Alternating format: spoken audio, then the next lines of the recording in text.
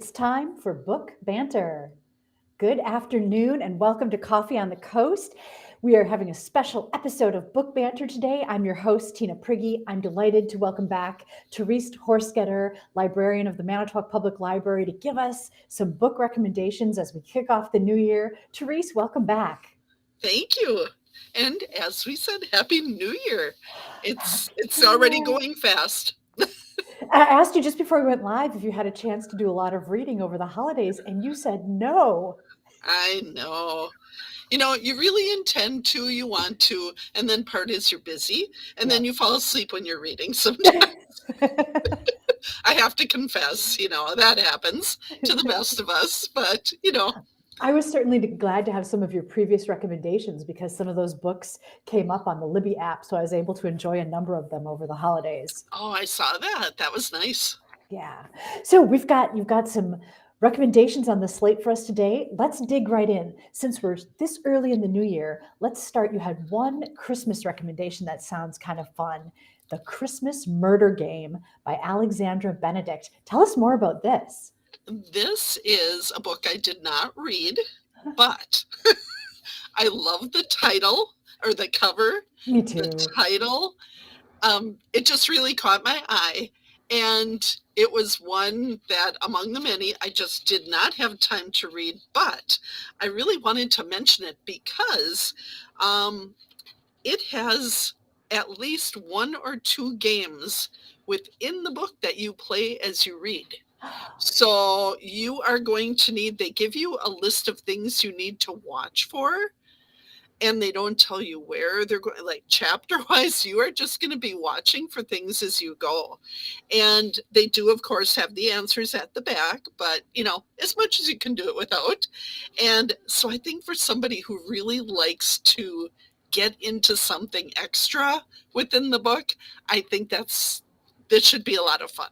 Oh, fun! Yeah. Because as Yeah. we're reading, I typically am trying to puzzle things out and work them out Yep. anyway. So to Yep. actually have that kind of like mandate to do Yep. that, So extra this fun. gives you a whole extra, and it gives you nicely at the beginning, like the layout of a home, and it gives a family tree. So there's a lot of things that I think will be involved with this. And then at the end, they even have a game or two in the back, like a word search, which please don't do that in your library book. But if you decide to buy it, then you're good for doing that. But we want you to borrow the library copy if you can.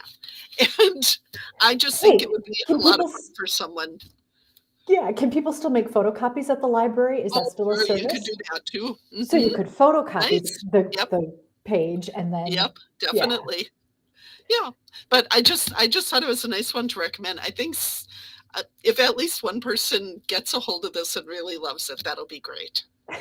Nice. Yeah, it's so cute because the cover says, "This Christmas is to die for. Yep. Let the game begin." Yeah. Okay. It's still on my list in the background. So this is your recommendation in January, so you can be fully prepared for Christmas Yes. Gives you the 2023. whole year to work on it. Hopefully you'll have solved the puzzles Yeah. by then if you start now, right? Mhm. I hope Cool. so.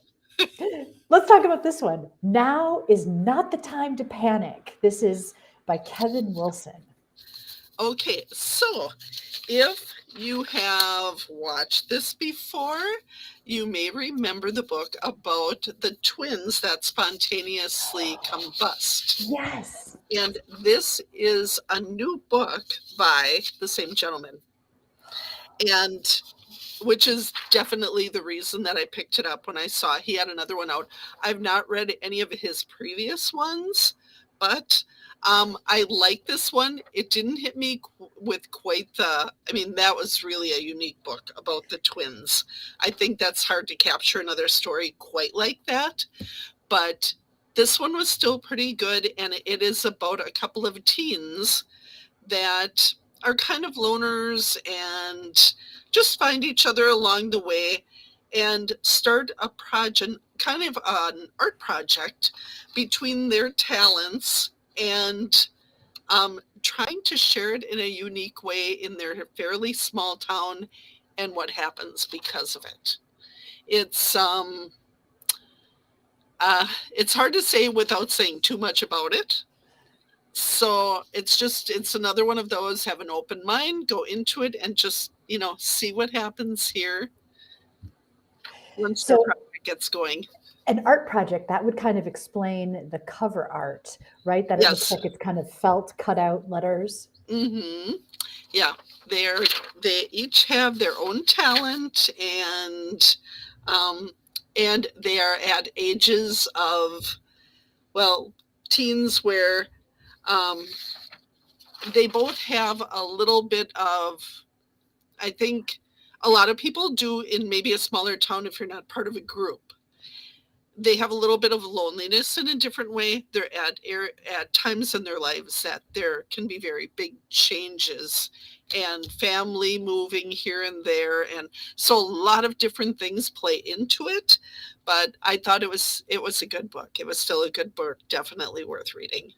Yeah, he's a good author. I did read the one that you had recommended about the twins combusting, and it was Yes, a really enjoyable read. yes, it was. All right, I'm looking forward to checking this one out. Yeah. Okay, let's talk about this one, Foster by Claire Keegan. Okay, this is another one. It's a repeat author, but I really tend to like her writing. This is the quiet Irish book that we had, I think, also brought up here.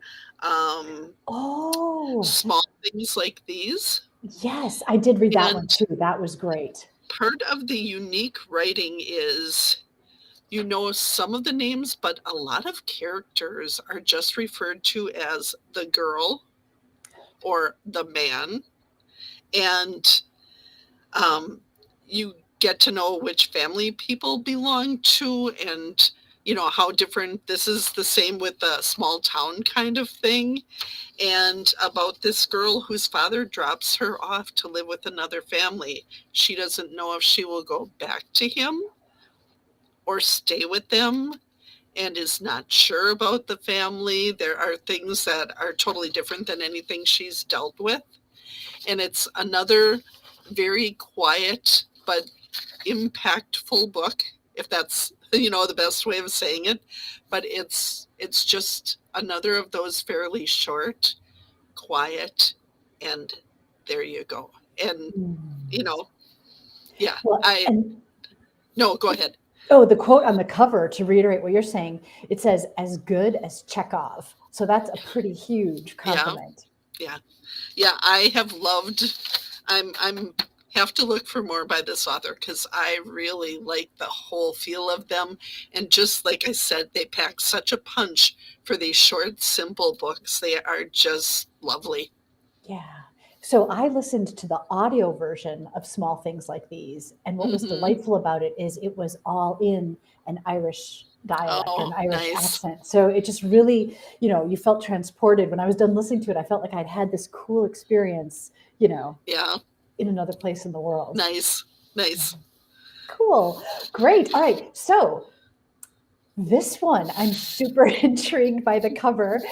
And the last time we talked, there was a little black lizard that we had some fun talking about. Yes. So this cover I noticed has a tiny little mouse. It's The Night Shift by Alan Morton. Maybe Braille going across the cover. Tell us more. Well, the night shift has to do with, and it's kind of funny because the cover that I have is nothing like that one. So I don't have the same thing to compare it to.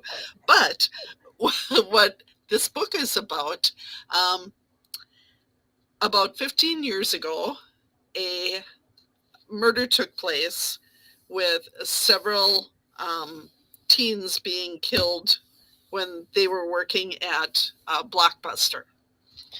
And there were four teens there, three died, and there was one survivor. So now we jump ahead, and what happened was that someone they thought they they had arrested but didn't have enough to hold the person, and so that person disappeared. 15 years later, there are four kids working at an ice cream shop, and three die, and one is a survivor again. And so is it this person? Is it someone else copying this?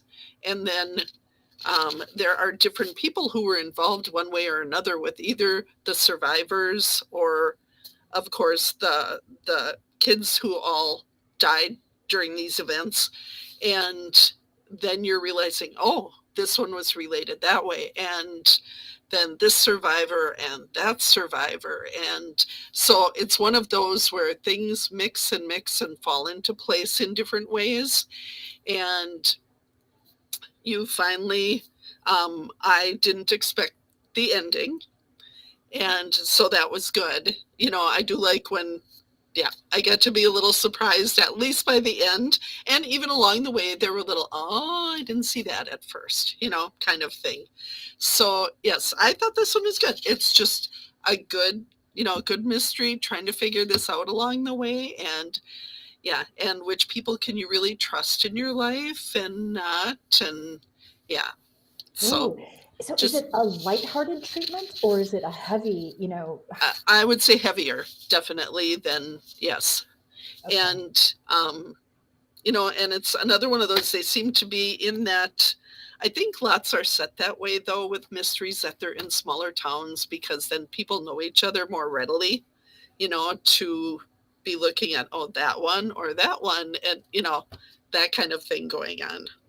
Interesting. So the cover does not give me, the cover makes it seem like it's going to be like kind of silly, maybe spooky, but no, you know what?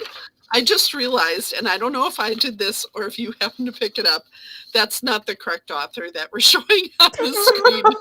It's actually The Night Shift by Alex Finlay. So now we could read this one just to contrast and see. Jim Gablinski sent me these covers, so we'll have to take it up with him. So that's funny because the cover doesn't suit. It has nothing. I thought, well, okay, once in a while, if you have the large print compared to the regular print, they can be so totally different looking. Yeah. But the author makes a difference too. Okay, so the book that Therese is talking about is The Night Shift by Alex Finlay. Okay. Yes. None of us have read The Night Shift by Alan Morton. No. But now we're intrigued to. We might, just to see why it has that on there. And the little mouse. And the little mouse. Yeah.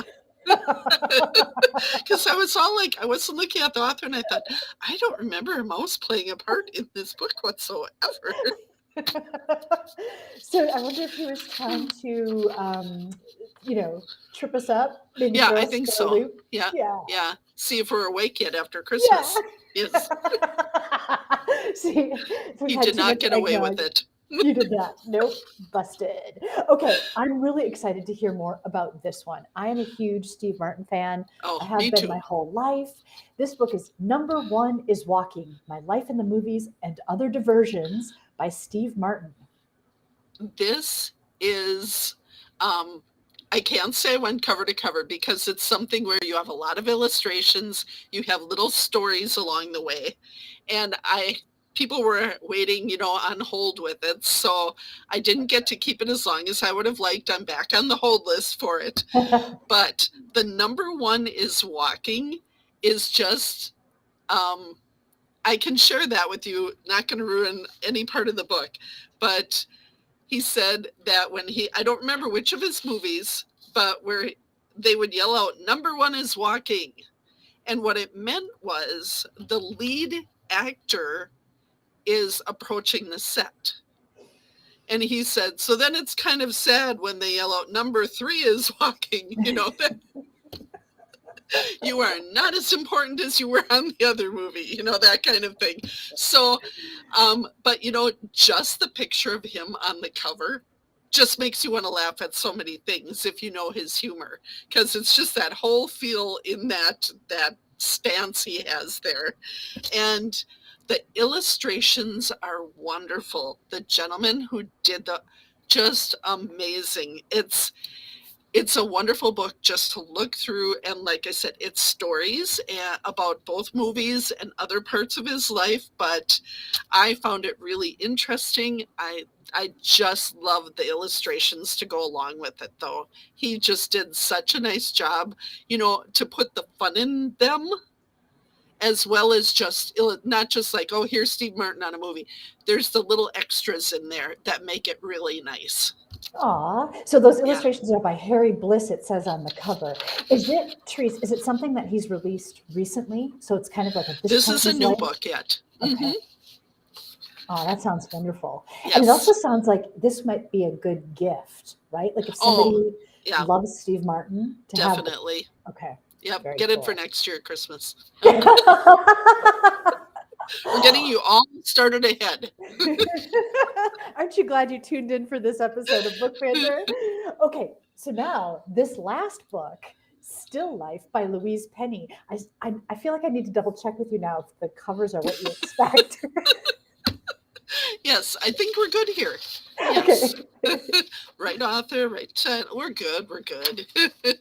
So this is her first book. I have never read her, and I still haven't. I have it at home, but I haven't read it yet. But I have picked her stuff up once in a while and thought, oh, this sounds really good. And I have 20 other books to read right now. Well, I finally thought, okay, I'm going to start. I went back. This is her first book from 2005. It had a wonderful welcoming, just awards like crazy, wonderful things said about her very first book. And now she's on her 18th book with the same detective in.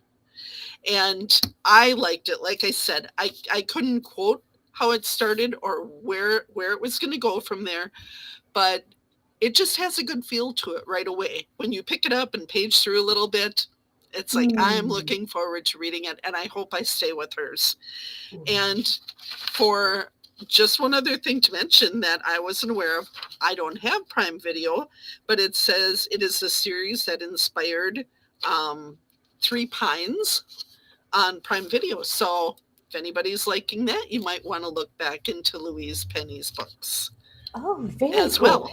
Yeah, so I love a book that starts that way, right? As soon as you start flipping through, that it kind of hooks you and gives you just something delicious and makes you want to keep going. And the Yep. cover, it says cerebral, wise, and compassionate. What an awesome combination. Yes. Yes. And it's just when you look on a website that we use often called Fantastic Fiction, and it will just list all of her books in order, but underneath that it lists all the awards, and there are as many awards listed as there are books listed, from the different things. And so I started looking up a few of them, and just to see, why do you get this award? And some are international, some are by different groups. One of them actually that I thought was very interesting, and it was called the DILYS Award, and it's from independent mystery booksellers that most enjoyed selling the book. Not that it was the top seller, but that they most enjoyed selling it. And I thought that was a really neat thing to hear, yeah, it looks like it was from 1992 to 2014, and that must have been discontinued along the way. But she's mentioned numerous times for that, and definitely for her first book. Wow. And it's cool to know that there's a book recommendation that has so many that follow, right? So Right, often you read a great author and you're like, if only there was another book by this author to yep, read. yeah. Okay, so you were mentioning in relation to this book and maybe to the others, a website. Stop. You're killing me. Tell us more about this website. Why would a person go to this website? How can they use it? That one I found by accident looking up the other awards, and it actually has a lot contained in it. It is definitely for people who love mystery novels, and it will list like the newest mysteries coming out each month, which I thought was great. And Oh, it will yeah. also show them as they come into paperback, because some people want to buy, but they don't want to buy a hardcover more willing to wait for the paperback. And so I thought it was a great site. I was not aware of it before. I love the name of it. And, it just made me smile when I saw it. It's like, yeah, that's a great name to start Now, with. I love the bookends of this show that you ended with Stop, You're Killing Me, a website to die for. And you started by telling us about the Christmas murder, which says, this Christmas is to die for. You Yes. summed it up perfectly. Yeah. And I will tell you, even though we love all this about the murder and killing, and my husband does sleep well every night. And, my family's not worried about me. There's mysteries all over. We're always happy to discuss more. And so often they unfold in a way that you don't expect, or treat it in a way that is unexpected and Right. sometimes delightful, right? Like, Yes. I know when we first started talking about this, some of the I'm like, wow, I'm not sure if I can go there, but I've picked up a number of your recommendations and wholeheartedly loved them. Yes. So. Yeah. There's just so many good books out there. And I know mysteries are my favorite, but there's other stuff out there that, you can, like the other ones that we mentioned here, that just can pack such a punch, as much as a lengthy, twisty mystery. And then you have like Foster, and it still is like, oh, when you're done reading it, it has, yeah.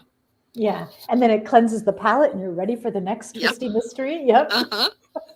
Well, that's awesome. Viewers, we would love to know, what are you currently reading? What have you read that you loved? Let us know in the chat. This is a great resource to share information about book recommendations. Therese, I really appreciate you coming on Coffee on the Coast and having this little book banter session every month. I look forward to the recommendations. And like I said, I've read everyone that I can get my hands on. I've read and really enjoyed. Well, glad to hear that. And it's so much fun to come here and share. Definitely. We'll look forward to next month. And thank you so much, everyone, for watching Coffee on the Coast, this episode of Book Banter. My guest was Therese Horstketter from the Manitowoc Public Library, and we'll be turning those pages. Looking forward to next time. Okay. Bye, everyone.